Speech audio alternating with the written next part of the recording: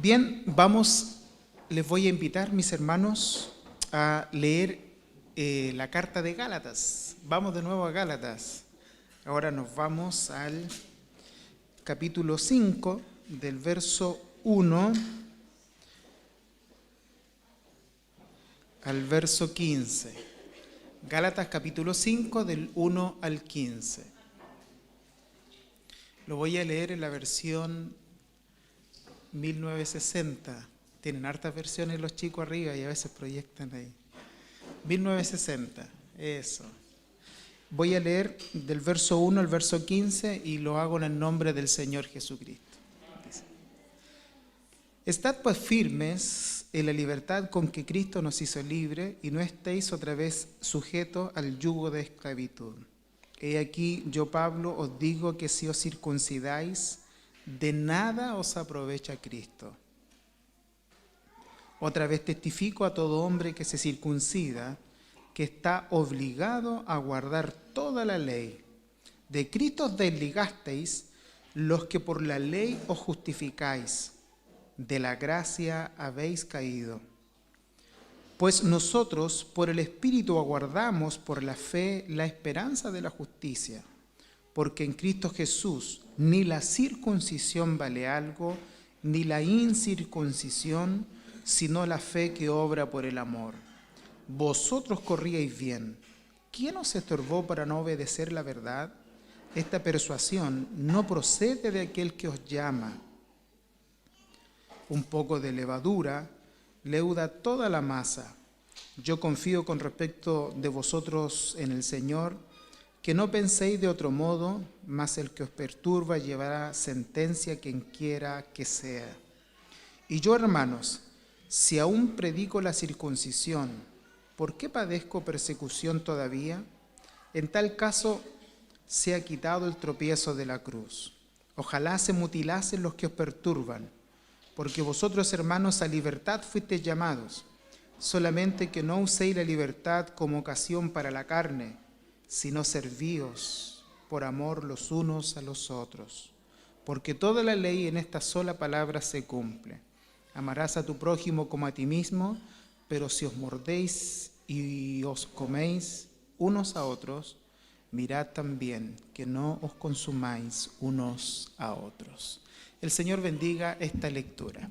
Inclina su cabecita, vamos a orar así mismo como estamos delante del Señor. Señor Jesús, estamos aquí con todas nuestras deficiencias, con todas nuestras debilidades y limitaciones, reconociendo, Señor, que necesitamos una iluminación hermosa, directa de tu Santo Espíritu, ya que tanto para oír tu palabra como para poder transmitirla no se puede hacer de manera natural, sino que está establecido por tu palabra que las cosas espirituales se disciernen espiritualmente. De modo tal que pedimos tu asistencia para que este mensaje sea claro para todos nosotros, para los que posteriormente lo verán a través de las redes sociales, para las familias que están enfermas y no pueden llegar, Señor, y lo van a ver transmitido. Permite que esto sea claro para todos quienes tengan, Dios mío, que escuchar este mensaje. También sea claro, Señor, en mi mente para poder compartirlo y hacerlo de la mejor manera. Pedimos tu asistencia, ya que conocemos, Señor, nuestra limitación, más, Señor, confiamos que tu Santo Espíritu habla conforme a nuestras necesidades. Oramos, Señor, para que tú estés presente en todas estas palabras, y lo hacemos a través de Jesucristo, nuestro Salvador. Amén. Amén. Bien, mis hermanos, como hemos venido meditando ya hace algunos días acerca de esta carta, ya llevamos más de un par de meses, la finalidad de esta carta creo que ya la tenemos aprendida, ¿cierto? Es el deseo del apóstol Pablo de querer proteger a algunos hermanos que estaban siendo expuestos a unos ataques de la religión judía esta idea de legalismo que había y que tiene como fundamento principal enseñar a la congregación que aparte de Cristo puede existir otro camino para una autojustificación. Es decir, que Cristo hizo una obra en nosotros, pero nosotros debiéramos perfeccionarla a través de nuestros méritos y nuestras obras. Eso es lo que Pablo de alguna forma está tratando de sanar en la mente de estos hermanos. ¿Ya? Debido a eso, los últimos 2 capítulos que ya hemos tenido, capítulo 3 y capítulo 4, Pablo se dedicó a atacar esta idea de pensar de que aparte de Cristo existe otro método, existe otro camino. Y ya al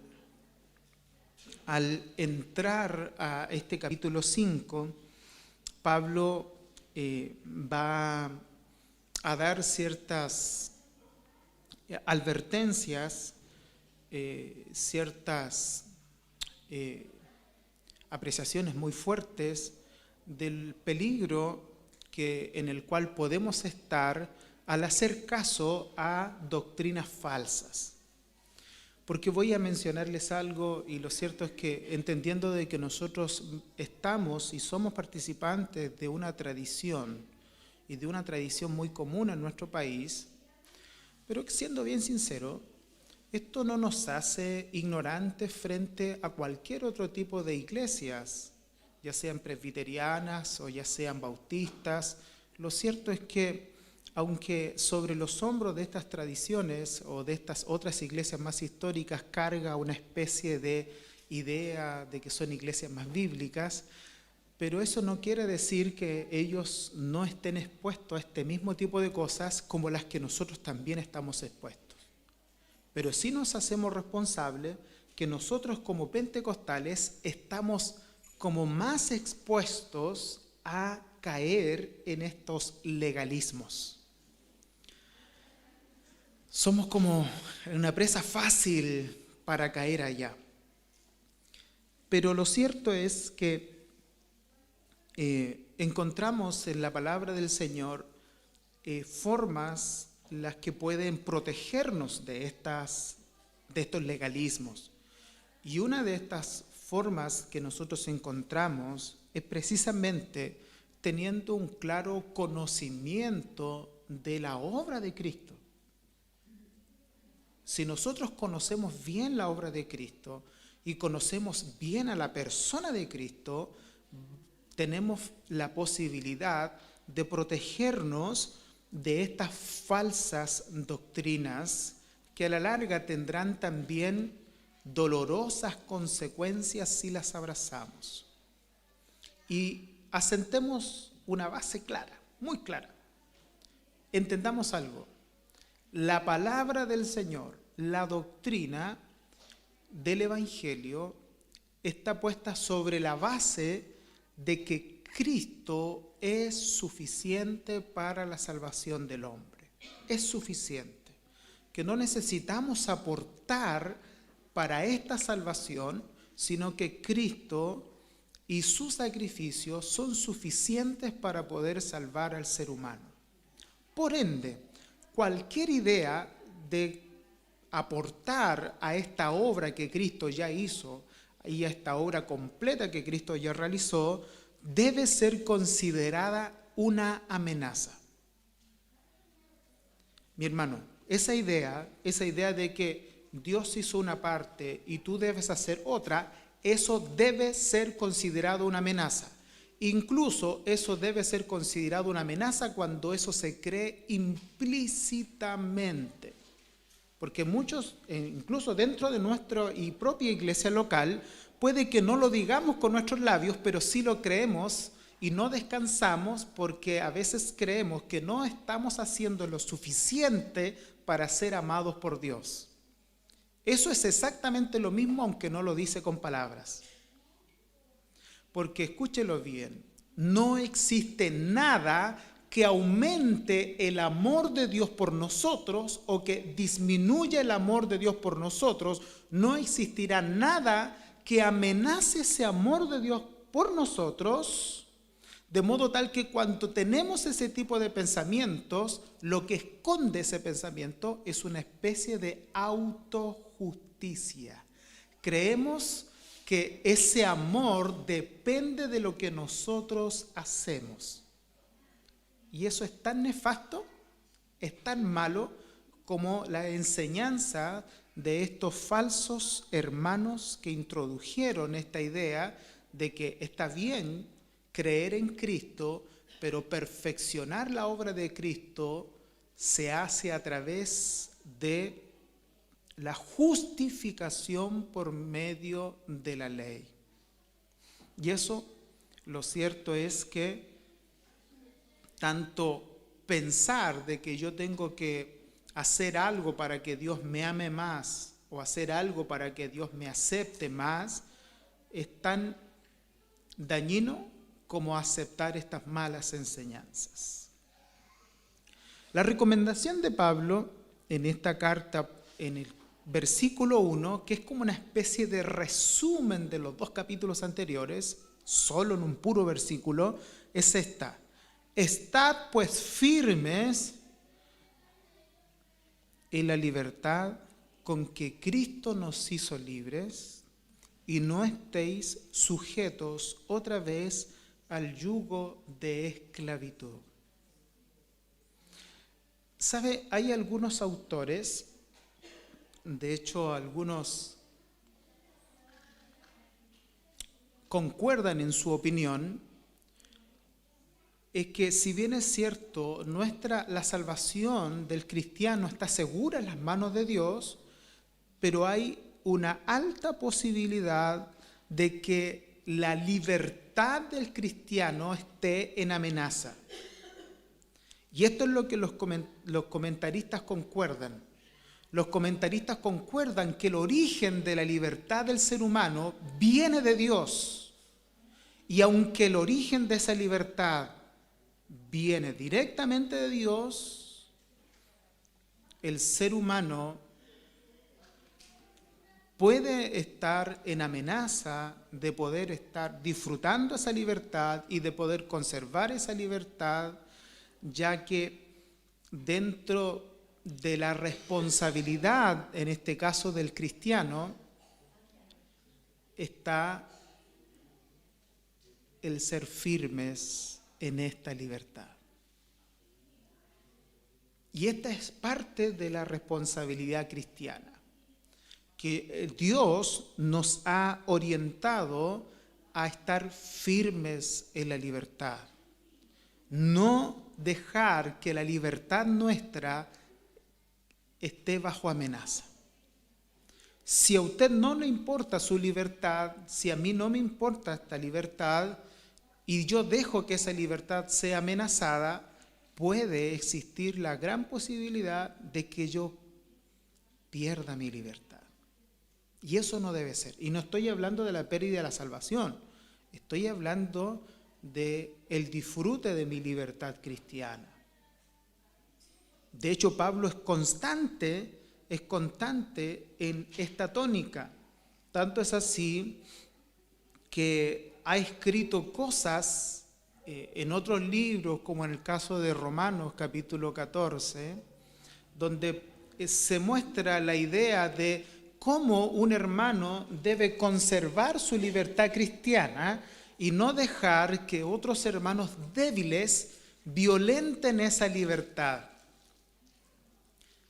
Pero también le pide a estos hermanos libres que tengan amor por los hermanos débiles y que traten de orientarlos hacia esa libertad. Pero hay una seria advertencia en ese capítulo, y es esta: no dejar que nuestra libertad esté bajo amenazas. Y aunque ahí se habla acerca de la comida y la bebida, esa libertad también puede ser y estar expuesta a pensamientos legalistas que se dan dentro de una iglesia, que condenan a otro porque el otro no vive o no hace las cosas que yo quiero o yo creo que deben hacerse siendo cristianos.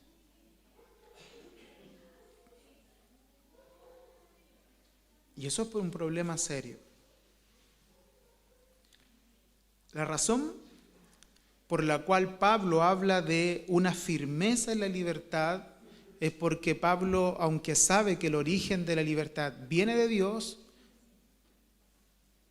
esa libertad puede caer en cierta fragilidad si no se cuida esa libertad. Hay que cuidarla. Y esa es una responsabilidad nuestra. Mire, yo sé que hay una dicotomía, hay una diferencia muy importante entre la gracia y las obras. Que la gracia y las obras no son dos cosas que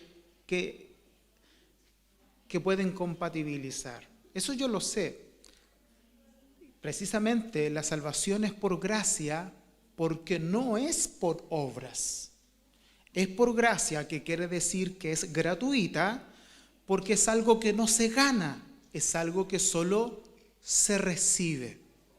Pero escúcheme bien, comúnmente cuando nosotros aceptamos la idea de la salvación por gracia, tendemos a bajar los brazos y pareciera que el mensaje de la gracia es que ahora nos enseña, hey, ya todo se hizo, baja los brazos porque ya todo está listo, así que puedes vivir como quieras. ¿Y es esa la verdad que la gracia comunica? Pablo mencionó en su carta a los Romanos en el capítulo 5, que donde abundó el pecado, dice, sobreabundó la gracia. Y comienza el capítulo 6 diciendo, ¿qué diremos? ¿Pecaremos porque no estamos bajo la ley, sino bajo la gracia? Y ahí hay una frase extremadamente fuerte. ¿Sabe lo que dice Pablo? En ninguna manera. Y fíjese que esa pequeña frase, en ninguna manera, se usa reiteradamente en el libro de Romanos. Y era una frase que está escrito en un idioma o en una forma literaria que se llamaba diatriba y que es muy fuerte. Incluso algunos la han traducido, se vayan al infierno los que así piensan. Esa es la idea de ninguna manera. ¿Pecaremos porque no estamos bajo la ley, sino bajo la gracia? En ninguna manera. Hermano, no es una opción traer a la mente que la gracia nos da licencia para vivir como nosotros queramos. En ninguna manera. Por esa razón, nosotros tenemos que entender que aunque las obras y la gracia no son dos cosas que se pueden compatibilizar en el ámbito de la justificación, pero sí la gracia constantemente en la palabra del Señor demanda algo que se llama esfuerzo. Recuerda a Pablo diciéndole a sus jóvenes discípulos, esfuérzate en la gracia que es en Cristo Jesús. ¿Por qué? Porque el esfuerzo no tiene nada que ver con el mérito. El esfuerzo es un deber del cristiano. No tiene que ver con el mérito, porque uno no se esfuerza para conservar la salvación, ni uno no se esfuerza para ganarse la salvación, sino que uno se esfuerza porque su deber es conservar genuinamente la gracia del Señor entre nosotros. Ese es parte de nuestro deber. De modo tal creer que si esto es por gracia, hoy día yo tengo libertad para vivir como yo quiera, ese es un pésimo entendimiento. En este caso, Cuando Pablo le dice a los hermanos, estad por firmes en la libertad con que Cristo nos hizo libre y no estéis otra vez sujetos al yugo de la esclavitud, sí, es cierto que se está refiriendo a que aquella persona que ha sido salva por Cristo, si llega a pensar que ahora que ha sido salva por Cristo, él se puede perfeccionar por las obras que la ley promueve, esa persona va a caer en una esclavitud. ¿Por qué va a caer en una esclavitud? Porque la obra de Cristo no debe ser unida a ninguna otra obra paralela. Y fíjese, y por lo menos en estos 15 versículos, o mejor dicho, 13 versículos primero, estamos hablando de la obra que se necesita para ser salvo.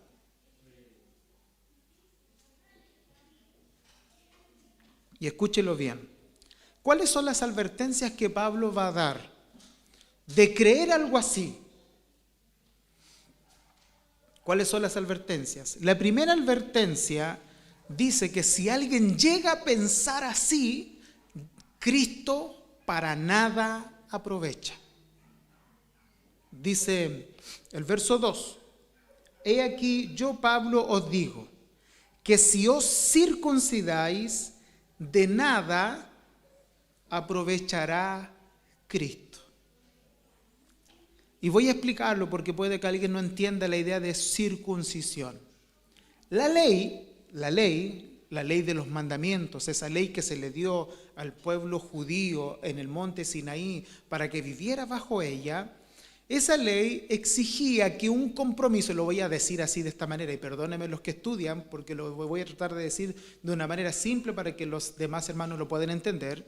Esa ley exigía un compromiso, ese compromiso tenía una señal, esa señal de las personas que se comprometían y que eran parte del pueblo de Dios, tenían que cargar en su cuerpo una señal.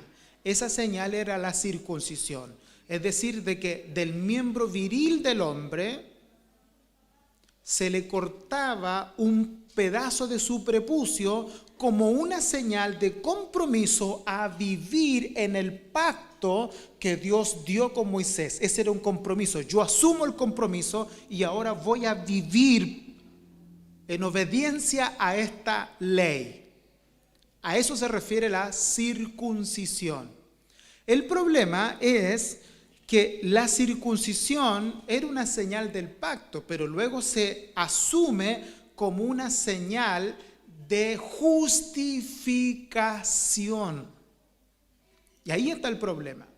El problema es que para que el hombre sea justificado según la fe cristiana y lo que Pablo enseña, el hombre necesita solo a Cristo, no necesita agregar nada más a la persona de Cristo. Pero habían entrado unos hermanos que decían, sí, necesitamos algo más. Y necesitamos algo como la circuncisión, es decir, un compromiso a justificar, a agregar a nuestra justificación nuestras propias obras. Y Pablo dice frente a eso, si ustedes se circuncidan y quieren añadir a su justificación obras meritorias, Cristo no les va a servir para nada. Eso le está diciendo. Cristo no les va a servir. Porque o les sirve Cristo o ustedes buscan su propio camino, pero Cristo no va a aceptar, ni la fe acepta que usted le agregue algún mérito humano. Eso no es bíblico. La justificación es por Cristo o es por obras. Pero si alguien quiere caminar por la vereda de las obras, Pablo también se encargó de decir que nadie logrará llegar a la meta. Nadie lo va a lograr. De hecho, el único que logró llegar a esa meta por obras fue nuestro precioso Salvador Jesucristo. y logró llegar a la meta para que ahora nosotros, al poner nuestra confianza en Él, su justicia, sus méritos se nos sean transferidos. Esa es la palabra imputación. Se nos imputó, se nos transfirió. Nuestra cuenta estaba en cero y ahora tiene un fondo de una tremenda riqueza porque Él ganó con sus méritos la salvación de todos los que depositan su fe en Él. Entonces, si usted quiere ir por otro camino, en este caso le dice a los hermanos de Gálatas, si ustedes quieren ir a la salvación por medio de la ley y el compromiso de eso lo asumen con la circuncisión, les voy a decir algo, dice Pablo, esta es la primera advertencia, Cristo para nada les aprovecha.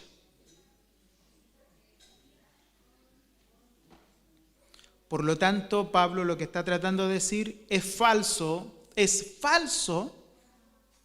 creer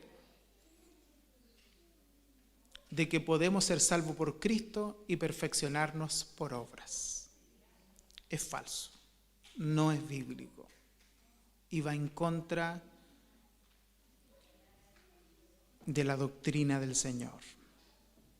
La segunda advertencia con respecto a esta idea de querer justificarnos y que algo nos justifique aparte de Cristo, es que si alguien quiere aceptar la obra de Cristo y justificarse un poquito, yo añadir, quizás contribuir en algo con una obediencia hacia la ley, Pablo le dice, ok, les voy a decir algo. Si usted quiere justificarse por obras, esta es una segunda advertencia, usted está obligado a guardar toda la ley. Porque no es un poco de ley o un poco de gracia lo que hace la salvación. O es Cristo o es la ley. Pero sepan una cosa, si van por la ley van a fracasar. Eso dice el verso 3. Otra vez testifico a todo hombre que se circuncida que está obligado a guardar toda la ley. Hermano, yo puedo comprender que alguien que no tenga un conocimiento vasto tenga la osadía de pensar que puede guardar la ley. Yo puedo llegar a pensar eso. Pero cuando usted mira en la palabra del Señor la amplitud del significado de la ley, nos damos cuenta de que estamos imposibilitados de guardarla. A mi esposa no le gusta que yo tome estos ejemplos porque soy muy explícito cuando doy ejemplos de la ley. Pero es verdad, mis hermanos, dice Mateo capítulo 5. A mí partamos de una base. Pensemos en Mateo capítulo 5. Jesús parte el sermón del monte. Permítame decirle esto antes de explicárselo.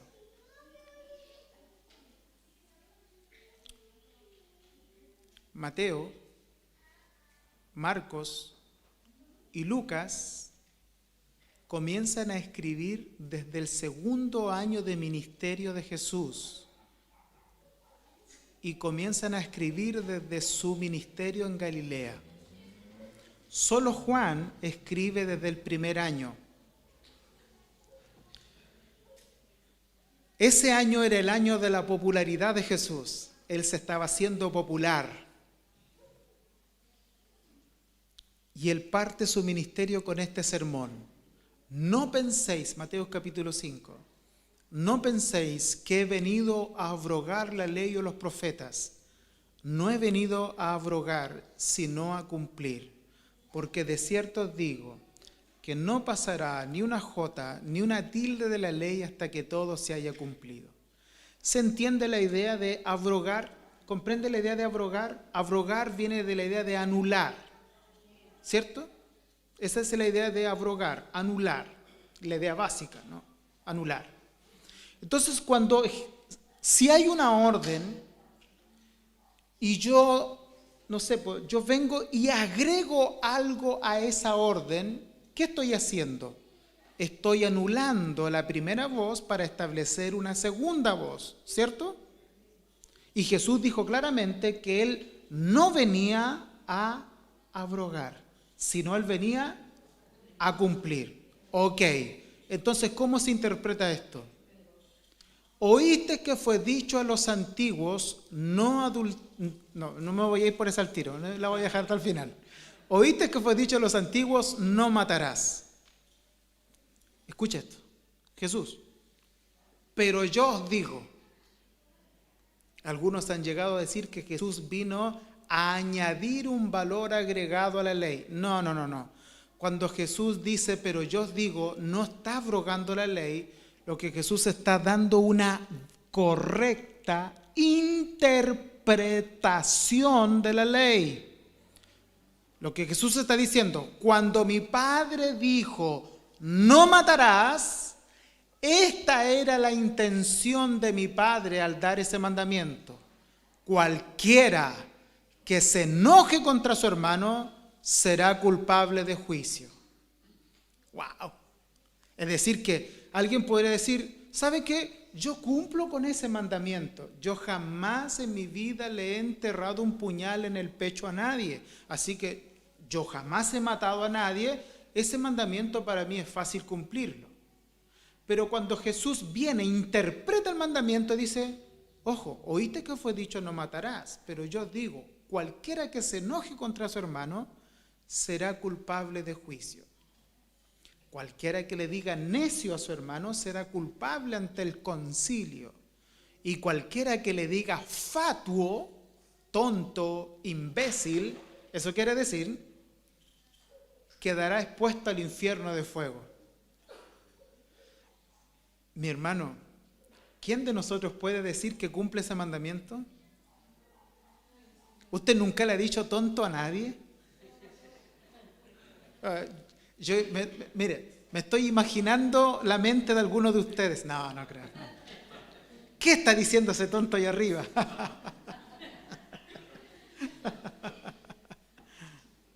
¿Nunca ha dicho algo así? ¿Cómo podríamos pensar que cumplimos con el mandamiento? Mi hermano, ¿nunca se ha enojado con su hermano? O sea, lo que Jesús está diciendo, hey, di este mandamiento para que ni siquiera pienses en enojarte con tu hermano. Mi hermano, no somos capaces de cumplir ese mandamiento de forma natural si nuestra naturaleza nos impide cumplir con este mandamiento. Nótese que si usted viola un punto de la ley, usted se hace responsable de todo el juicio de la ley. De toda la ley. Esta es la que no le gusta a mi señora. Oíste que fue dicho, no adulterarás. Y todos a veces nos sentimos dignos y apuntamos a aquellos que quizás adulteraron en su vida. Oíste que fue dicho, no adulterarás, dice Jesús. Pero yo digo, cualquiera que mire a una mujer para codiciarla, ya adulteró con ella en el corazón. Porque si tu ojo derecho te es ocasión de caer, sácatelo. Para mí es irrisorio la idea, porque es como que con este ojo puedo mirar y con este ojo voy a la iglesia. Si tu mano derecha te es ocasión de caer, córtatela, porque es mejor que se pierda uno de tus miembros y que no todo tu cuerpo sea echado en el infierno.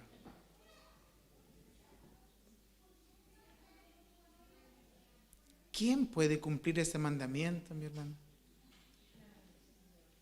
Cuando de manera natural nosotros entramos a la etapa de la pubertad y nuestras mentes se transforman en una fábrica de pecado, dijo por ahí Lutero.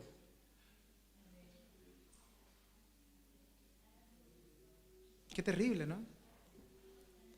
Entonces, la segunda advertencia, si tú quieres justificarte por la ley, estás obligado a guardar toda la ley. ¿De verdad crees que puedes?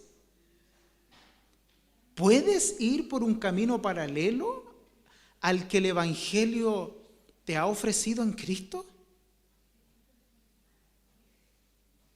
¿De verdad tienes en la mente la idea de que puedes?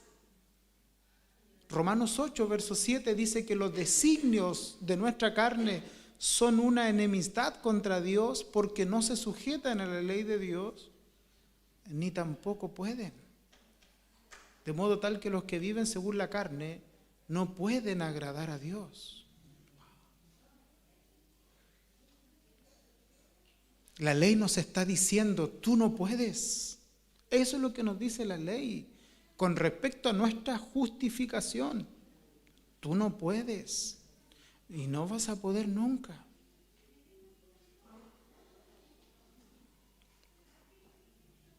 La tercera advertencia, el verso 4 dice, escúchelo bien, de Cristo os desligáis, los que por la ley os justificáis, de la gracia habéis caído.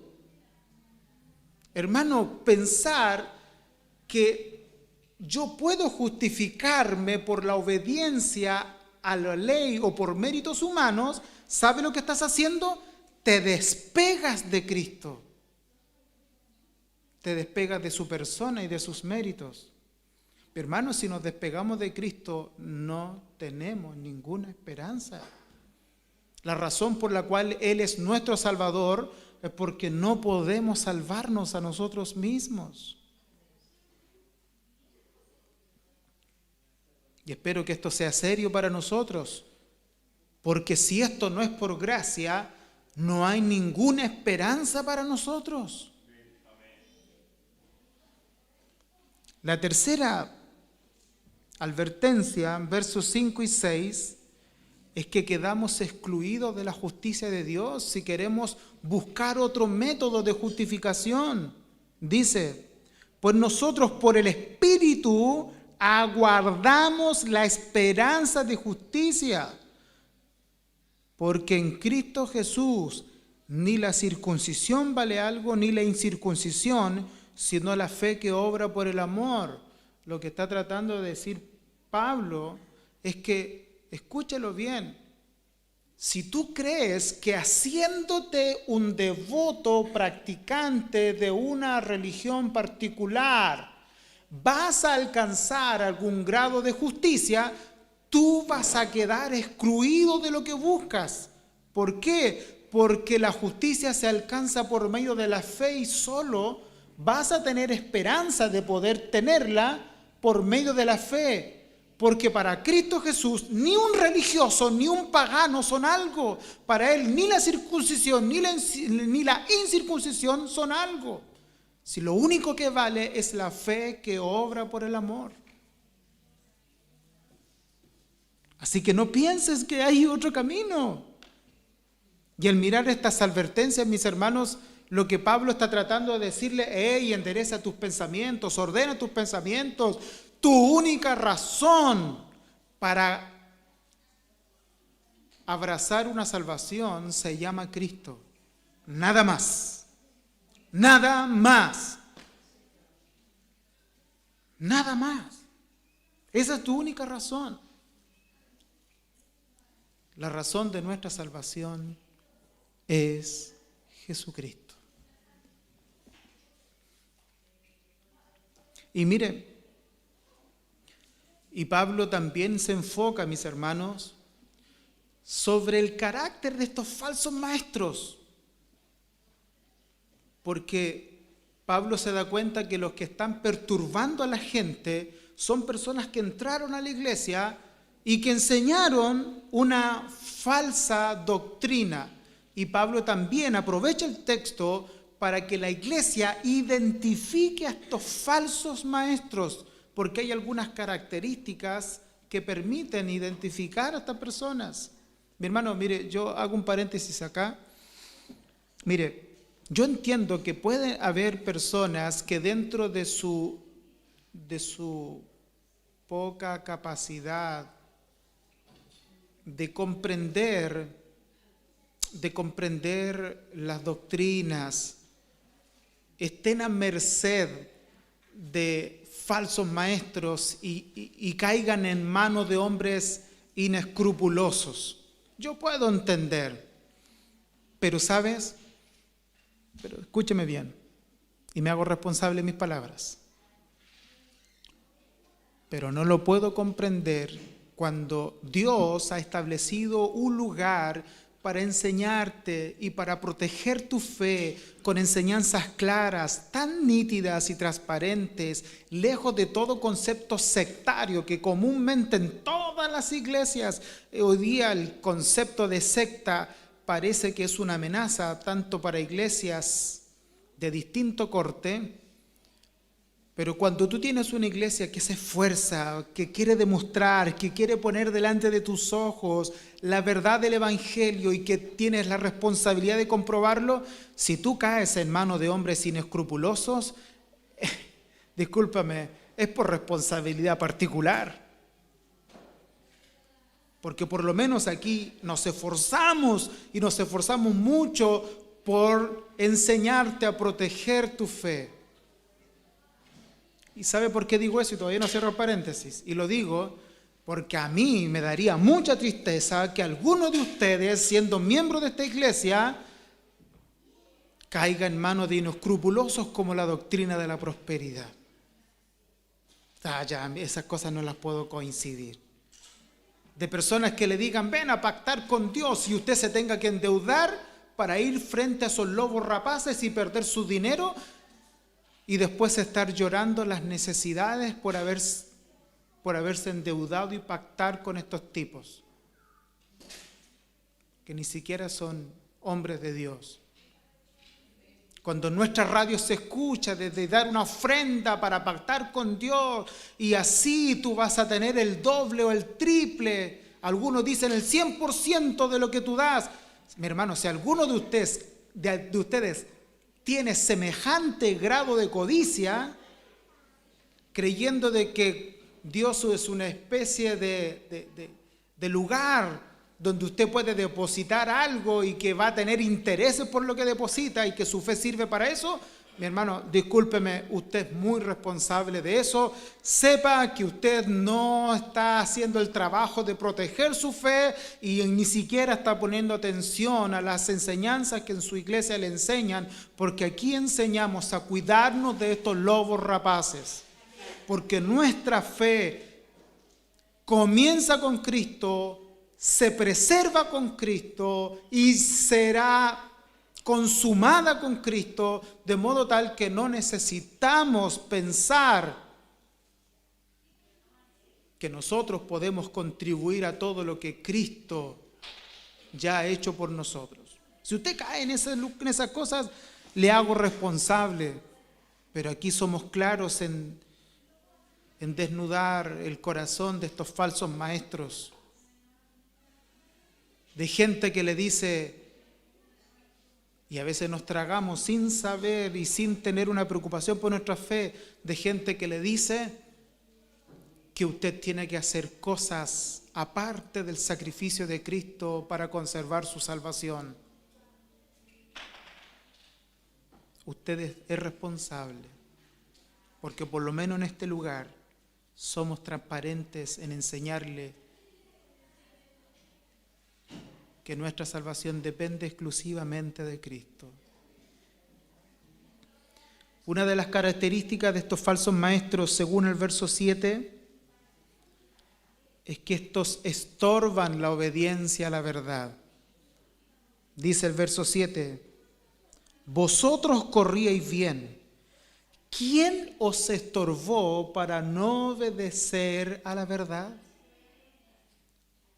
Porque estas personas, una de sus características es que efectivamente son un estorbo para obedecer la verdad.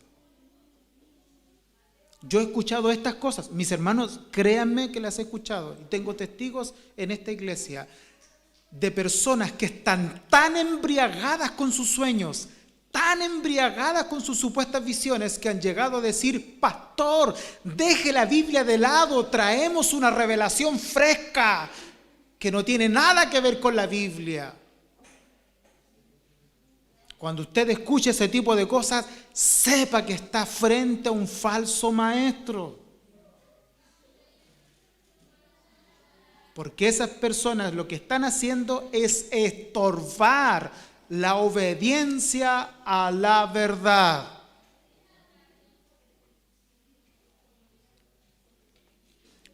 ¿Sabe lo que dice el verso 8? De que estas personas que estorban la obediencia a la verdad no son de Dios. Dice el verso 8. Esta persuasión no procede de aquel que os llama. ¡Wow! Son alborotadores, pero no usan la palabra del Señor para poder mostrar con claridad cuáles son las bases de sus doctrinas. Al contrario, estorban la verdad y eso es una evidencia de que no son de Dios. Una advertencia para ellos, según el verso 10, es que ellos serán juzgados. Mire lo que dice el verso 10. Yo confío con respecto de vosotros en el Señor,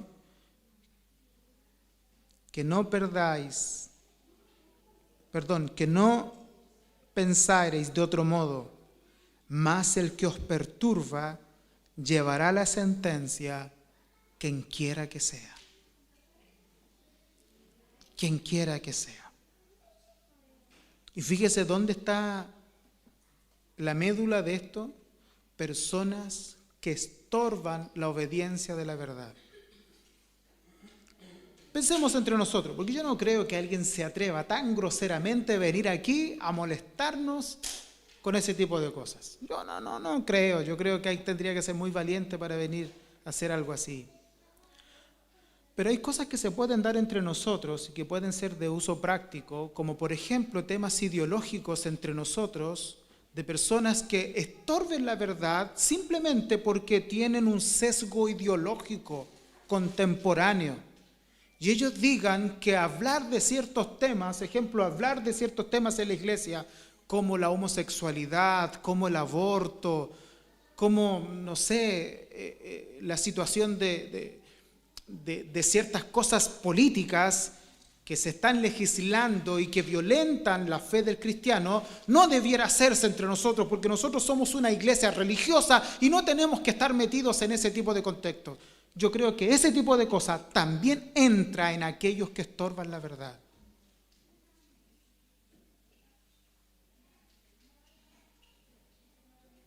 Y en eso algunos de nosotros sí podemos caer. Y debemos tener cuidado con ese tipo de cosas.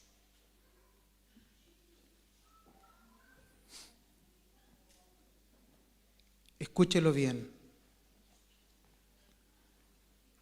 Porque otra de las evidencias de estas personas, no solo ellos van a ser juzgados, sino que ellos persiguen a aquellos que anuncian la verdad. Dice el verso 11, y yo, hermanos, si aún predico la circuncisión, dice Pablo, ¿por qué padezco persecución todavía? En tal caso, se ha quitado el tropiezo de la cruz. Porque algunos llegaron a decir, oigan, si no es tan así, si hasta Pablo en otras iglesias también les dice a la gente que se circuncide.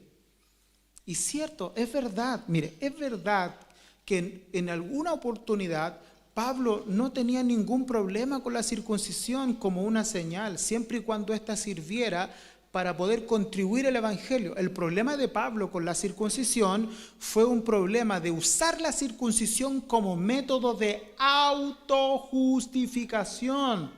Porque sí es verdad que en uno de los viajes misioneros de Pablo, por el simple hecho de tomar a un discípulo llamado Timoteo, lo circuncidó por causa de los judíos para tener libertad, para que ellos pudieran escuchar el evangelio sin ningún estorbo. pero no circuncidó a Timoteo como método de justificación para su salvación. Es como nosotros, mi hermano, nosotros no bautizamos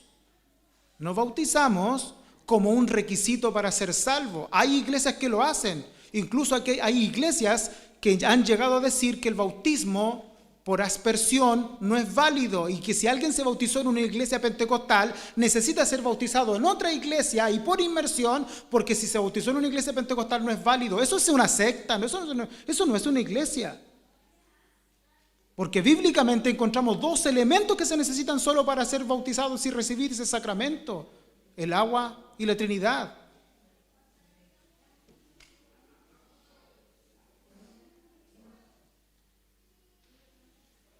Pero nosotros no nos bautizamos, escúchenlo bien, no lo hacemos como ocasión o como razón para ser salvos. No lo hacemos. Lo hacemos en representación de algo que ya hemos recibido. Porque lo más importante que nosotros hemos recibido es el bautismo del Espíritu Santo. Y nos bautizamos con la idea de hacer una representación visible de lo que ya tenemos.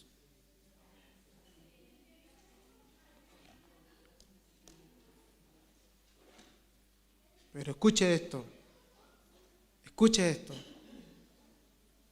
Tengo que decir que una quinta evidencia de estas personas es que estos persiguen, son constantes, son sectarios contra los que predican la verdad.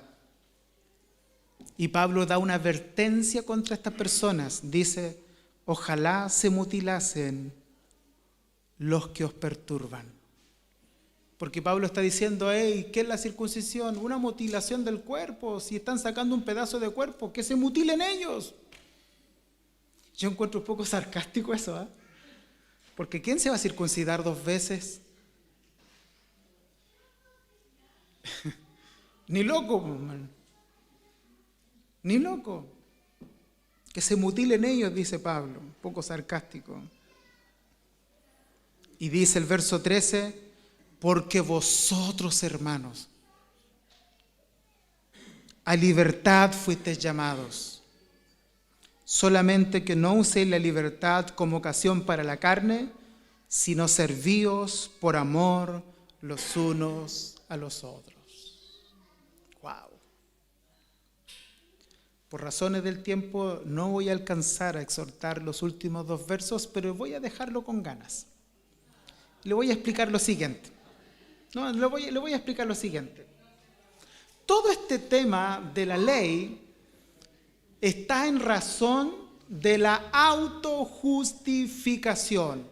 La ley no sirve para autojustificarnos. No alcanza, no sirve. Pero también ha aparecido una moda horrible dentro de las iglesias, y nosotros sí podemos ser presa fácil de esa moda de ser anti-ley, se llama antinomianos, de creer que como la ley no me sirve para justificarme, para salvarme, yo tengo que patear la ley para un lado y no tengo que obedecer la ley en ningún aspecto. Eso es una moda que se está dando hoy en día, porque muchos de los que dicen ser salvos por gracia viven como quisieran vivir. Y eso está mal. ¿Sabe por qué? Porque la base del evangelio es la ley. Sin ley no hay evangelio. No existe evangelio sin ley. De hecho, si nosotros dijéramos al mundo: ven a Cristo para que Él te perdone tus pecados, ven porque Él te puede salvar. Alguien podría preguntar: ¿y salvar de qué? ¿Y qué herramientas le das si no usas la ley? ¿Salvar de qué? ¿De qué estoy mal? ¿En qué estoy preso? La base del evangelio, de hecho, he leído unos buenos comentarios. Lamentablemente sus autores están en inglés y me daría vergüenza pronunciarlos. Perdóneme eso. pero la cruz se sostiene por la ley del Señor. ¿Sabían ustedes? Decía un querido profesor hace unos días atrás, lo que para nosotros fue un pacto de gracia, para Cristo fue un pacto por obras, es decir, un sometimiento desde la cuna hasta la tumba a la santa ley de Dios. De modo tal que decir que somos salvos por gracia y que ahora podemos vivir como queramos es un pésimo error, porque ahora que somos salvos tenemos el privilegio de honrar a Dios y de amar a Dios a través de ¿qué? ¿Qué te enseña Juan? ¿Cómo tú puedes decir y dar frutos de un amor hacia Dios?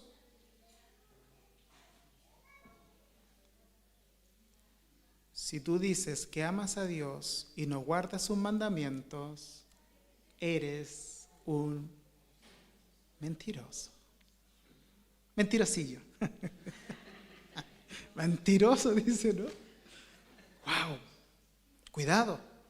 Cuidado con el antinomianismo, esa idea de que, no, ahora que yo soy salvo, soy libre para vivir.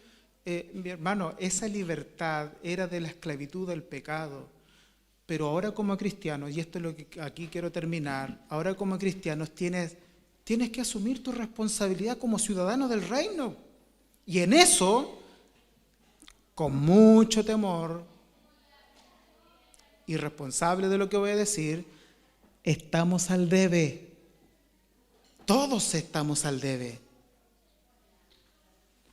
Pregunta, tú que estás aquí sentado esta tarde, ¿cómo se vive siendo un cristiano para la gloria de Dios? ¿Cuáles son tus responsabilidades primordiales? Ahora, uso bien mis palabras, ahora que ya eres salvo.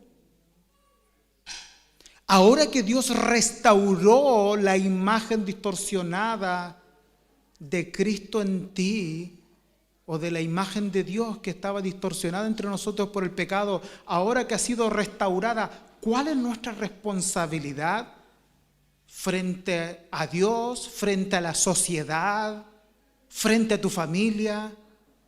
¿Tu responsabilidad con tu iglesia local? Yo con mucho respeto lo digo, y lo dijo Juan Manuel Vaz, yo no lo escucho mucho a él, pero me dolió lo que dijo. Es que hay algo que está haciendo estrago hoy día y se llama la soberbia reformada. Porque ahora todos son de la teología reformada. Y la teología reformada, ¿sabe lo que está causando? No en todos, pero en muchas personas, solo está causando liviandad, tibieza.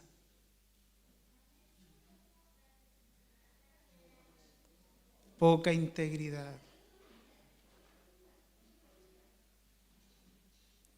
Y en algunos casos, hasta impiedad, falta de piedad.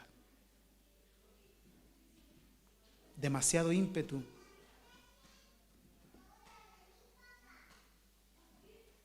Sí, es verdad, no nos salvamos ocupando como instrumento la ley. Nos salvamos solo por Cristo, solo por Él. Y nuestra salvación se conserva solo por el Evangelio. Pero escúchalo bien.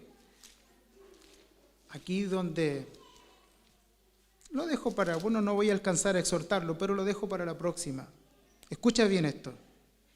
Porque estos son los últimos versos de esta prédica. Dice, porque vosotros, hermanos, a libertad fuisteis llamados, solamente que no uséis la libertad como ocasión para la carne, sino servíos por amor los unos a los otros, porque toda la ley en esta palabra se cumple. Bueno, Pablo, tú me estás diciendo que no cumple la ley y ahora me estás orientando cómo se cumple la ley. ¿Qué quieres decir? Porque Pablo no está de acuerdo que usemos la ley como método de justificación, pero la ley es la responsabilidad a cumplir de un cristiano que ya es salvo. Y la ley que Pablo dice y en la que está haciendo alusión aquí, es cómo se resume esta ley. Dice, porque toda la ley en esta palabra se resume: amarás a tu prójimo como a ti mismo. Pero si os mordéis y os coméis unos a otros, mirad también que no os consumáis unos a otros. Y Pablo le dice, hey, tu motivación ahora que ya eres salvo es vivir para la gloria del Señor. Y tú no puedes vivir para la gloria del Señor si ignoras su palabra. No puedes. No puedes. De modo tal que al terminar esta predicación, reflexiona en esto. ¿Estoy agregando algún mérito mío para ser salvo? ¿Me siento seguro porque voy a la iglesia? ¿Me siento seguro porque yo estoy todas las reuniones? ¿Me siento seguro de mi salvación porque yo contribuyo con mis bienes a los requerimientos de la iglesia? ¿O solo descanso en la obra de Cristo?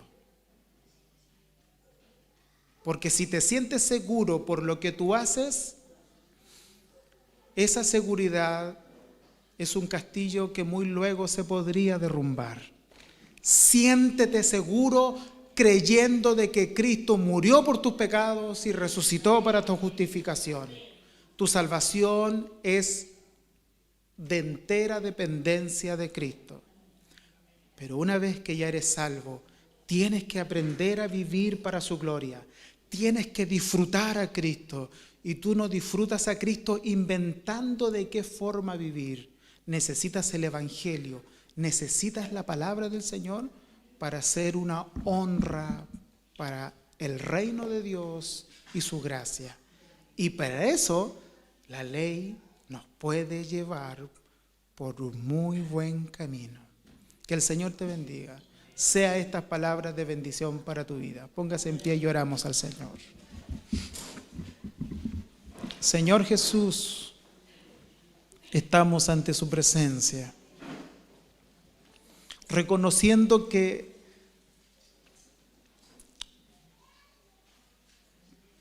tú eres el único en quien podemos confiar para nuestra salvación, que jamás osaríamos en agregar a una obra tan perfecta como la tuya, que para nosotros las palabras dichas en la cruz son suficientes. Tetelestai, consumado es, suficiente. El plan fue perfecto. Por ti es que somos salvos. Solo por tu gracia nuestra salvación se conservará. Y esa gracia nos acompañará, Señor, hasta que seamos glorificados y la eternidad más allá. No existe otra forma en la que podamos ser salvos ni justificados, sino solo en Cristo Jesús. Señor, si de manera implícita hemos llegado a pensar de que tú nos amas porque hoy día practicamos obediencia, perseverancia, porque hoy día somos más piadosos que antes y que la razón por la cual tú nos amas es porque tú estás pagando nuestros esfuerzos, quita hoy de nuestra mente esos pensamientos. Porque los que por la ley se justifican, de Cristo se desligan y de la gracia se caen. Sino que confiamos, Señor, confiamos que solo tú eres suficiente. Pero ahora que ya somos salvos, enséñanos para vivir en tu gloria y para tu gloria. Como decía la confesión o el catecismo menor de Westminster, a vivir para tu gloria y disfrutar de ti por la eternidad. Que para nosotros servirte sea un deleite, Señor. Y si para alguno de mis hermanos ser cristiano o ser miembro de esta iglesia de local está siendo una carga, Señor, ilumínalo, porque ese es un signo no de un verdadero hijo del Señor. Algo está mal y hay que reparar. Porque todos los que hemos sido salvos debemos disfrutar y debemos deleitarnos en ser tus hijos. Ayúdanos a eso, Señor. Y si el pecado ha nublado nuestros ojos, perdónanos y ayúdanos a ser instrumentos para tu gloria. Enséñanos a renunciar a nuestro pecado y abrazar la justicia de Cristo y descansar solo en ese lugar. Te damos gracias por tu preocupación. Te damos gracias porque vemos cómo nos pastoreas a través de tu palabra. Gracias, Señor. Agradecemos tu palabra a través de Cristo Jesús. Amén. Amén.